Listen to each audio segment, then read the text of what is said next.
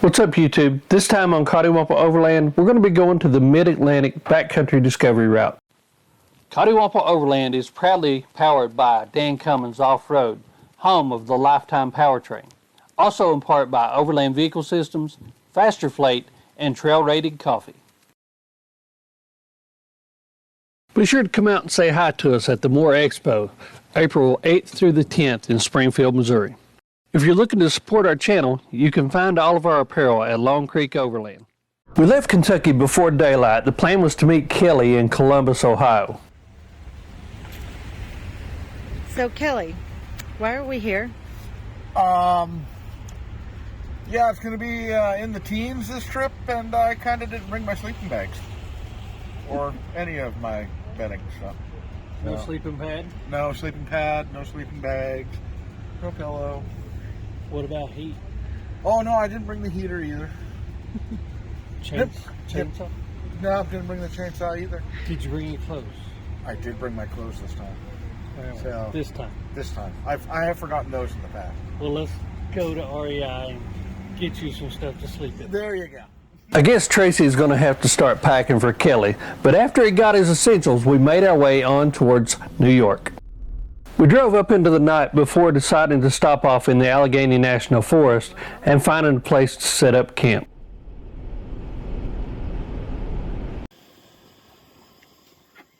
The next morning we had a warm breakfast, packed up, and got back on the road.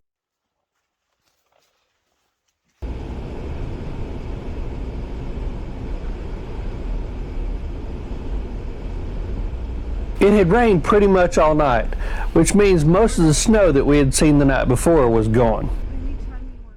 We would have a couple more hours of driving across the northern part of Pennsylvania before we would get to the northern end of the Mid-Atlantic Backcountry Discovery Route.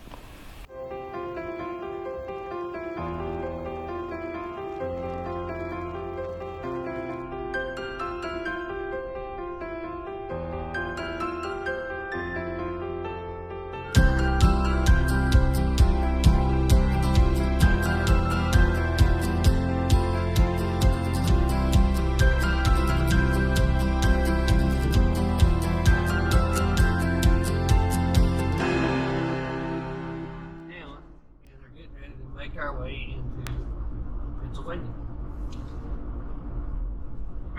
So we did end up in New York.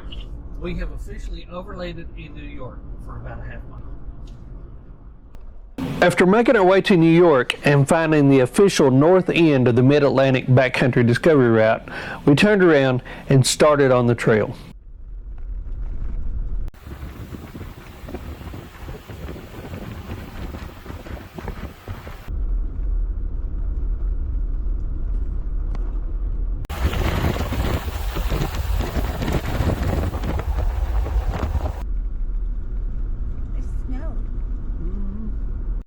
Clear.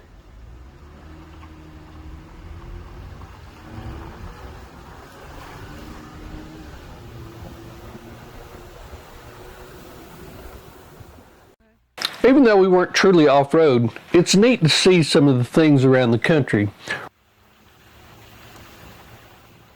These blue hoses laced through the woods was a maple syrup farm.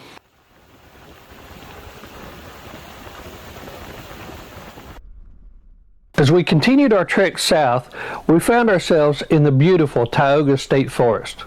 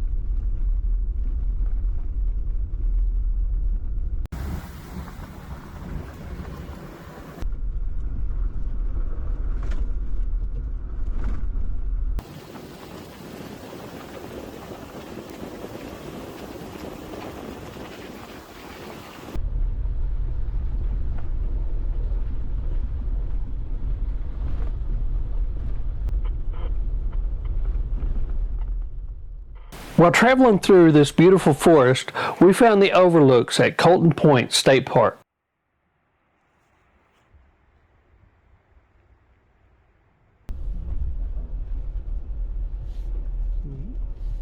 That's overlooking the same gorge we looked at? Yeah. There were also several of these really cool picnic shelters.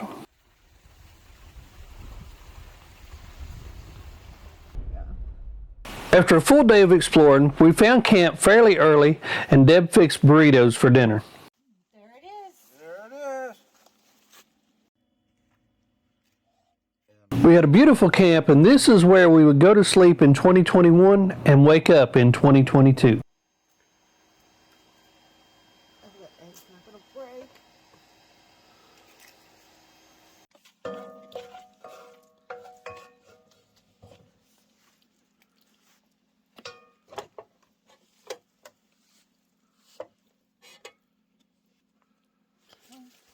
Thank you.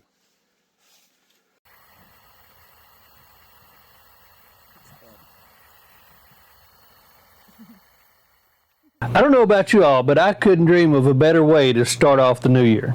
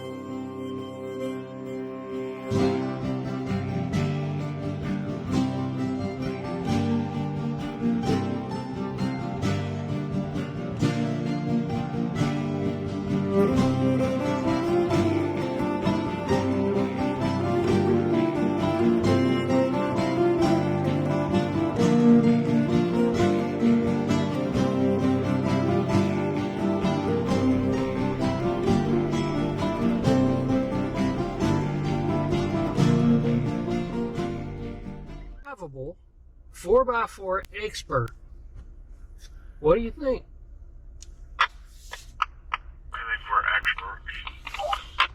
I think his tires are not going to like this turn when he sees it. One of us is just an expert on little girl tires. So I need to put some more air out. Yeah, it's mud. Yeah, you pull up here and see what you think. Jump out and look and see what you think.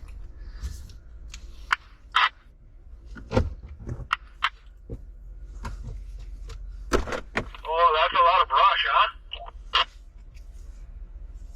I wasn't worried about the brush. I was more worried about you and the mud. Kelly didn't have his typical 37s on his truck.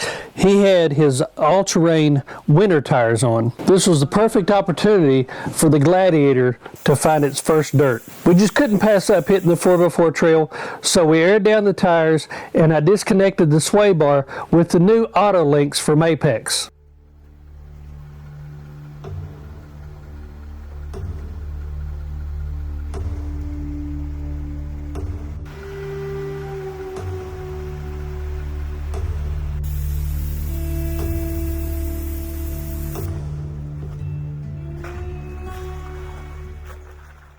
We had made it. We were on a dirt trail on the Mid-Atlantic Backcountry Discovery Route. We just hoped that it would last the whole rest of the trip.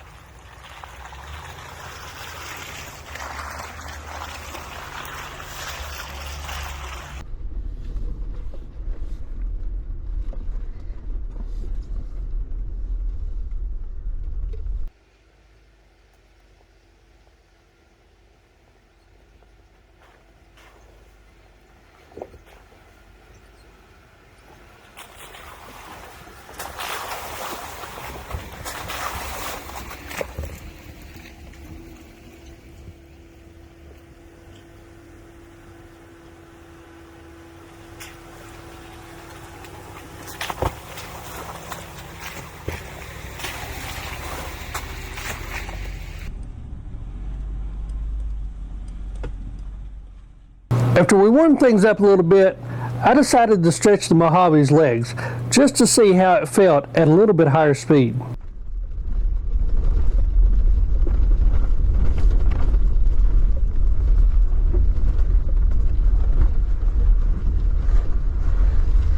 Another severe weather alert update. The faster you get, the smoother it gets. This was our first time having the Gladiator off anything other than gravel, and I gotta tell you, it is incredibly smooth. Once we got off the rougher road, I hooked up the sway bar using the Apex again. It was as simple as turning these knobs a quarter of a turn and pushing down on one side of the sway bar. Once one side locks, the other one will automatically lock as soon as you hit a bump.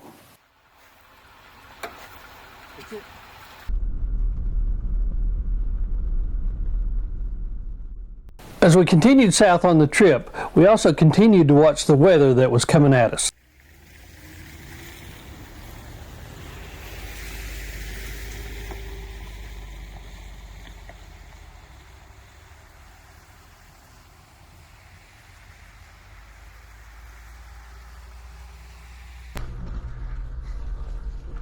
Tell Kelly that you were watching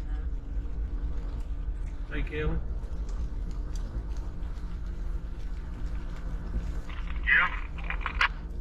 So I've been watching the storms, and they're coming through West Virginia now, and the whole front has rotation just here and there, a little bit everywhere along that front line. And guess where it's heading towards? Right towards us. Yes, right towards us. So I'm thinking probably the smart thing to do is we'll run till dark or so, see where things are, but probably plan A is to find a route.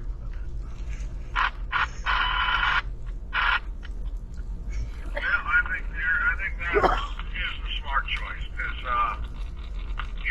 there's no sense in putting ourselves at risk, when we could just as easily grab a route. It's not like we're out in the middle of the damn desert somewhere 2 days away from something. Right. The thing about it is even if it's not real turbulent and got tornadoes in it, I'm looking at winds on the velocity right now in the 80-mile-an-hour range. So I don't want to be in the woods at 80-mile-an-hour winds. Well, yeah, and that's what I was just, part of my thought process is the exact same thing. We haven't seen a single place to camp around here that wasn't full of dead, shitty trees. And, we don't need to be anywhere near that. Okay, well, we'll just run for a while and play it smart and find us a place to bed down from that. Yeah, roger that.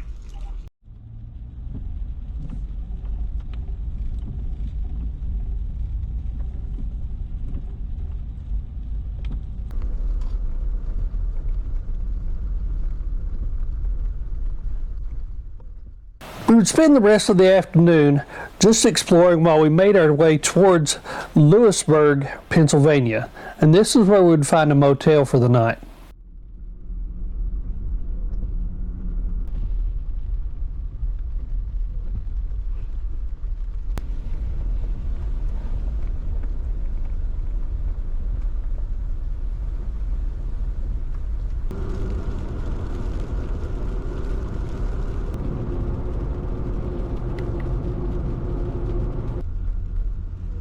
I would say that As we made it into town to find the comfort and warmth of a motel, not everybody was so fortunate. This was the same night that all of the tornadoes came through western Kentucky. For those people who were affected, our thoughts and prayers are with you.